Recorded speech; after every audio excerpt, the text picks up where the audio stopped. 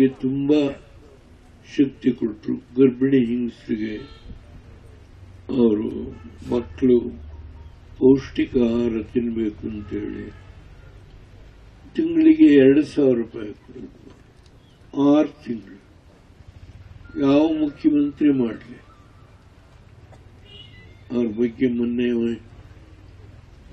ಒಂದು ಮಾತಿನಲ್ಲಿ ಎಲ್ಲ ಪಾಪ ನಮ್ಮ ಡೆಪ್ಟಿ ಸಿಎಂ ಇದ್ದಾರೆ, ಅವರು ಎಲ್ಲ ಕಡೆ ಕೂಗಿ ಇದರಲ್ಲಾದರೂ ಕಾಂಗ್ರೆಸ್ ಮುಳುಗ್ತಾ ಇದೆ, ಈ ತರ ಕುಮಾರಸ್ವಾಮಿ ವಿರುದ್ಧ ಕೂಗಿಸಿ ಶಕ್ತಿ ಗಳಿಸ್ಕೋಬೇಕು ಅಂತ ಹೇಳಿ ಪ್ರಯತ್ನ ಮಾಡ್ತಾವ್ರೆ.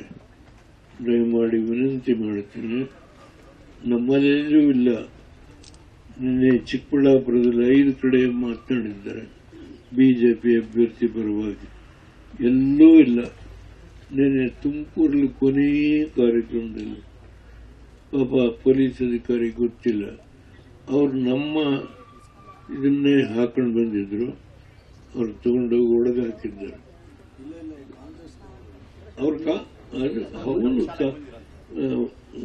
ನನಗೆ ಗೊತ್ತಿದೆಯಪ್ಪ,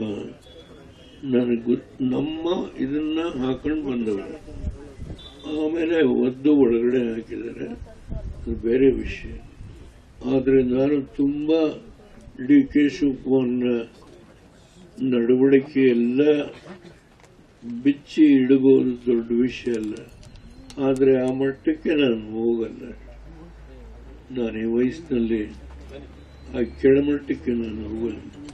ದಯಮಾಡಿ ನಿಮ್ಮೆಲ್ಲಲ್ಲಿ ಕೈ ಮುಗಿದು ಪ್ರಾರ್ಥನೆ ಮಾಡ್ತೀನಿ. ಸರ್ವರು ಇವತ್ತು ಒಂದುಗೂಡಿ ಕೆಲಸ ಮಾಡುತ್ತಾ ಇದ್ದಾರೆ, ಪುಣ್ಯಾತ್ಮರು. ಅದರಿಂದ ನನಗೆ ತುಂಬಾ ವಿಶ್ವಾಸ ಇದೆ. 25-30 ಸಾವಿರ ಲೀಡ್ ಕೊಡುವಂತ ಸಾಧ್ಯ ಬೇಲೂರಲ್ಲಿ ಇದೆ ಅಂತಕ್ಕಂಥ ಆತ್ಮವಿಶ್ವಾಸ ನನಗಿದೆ.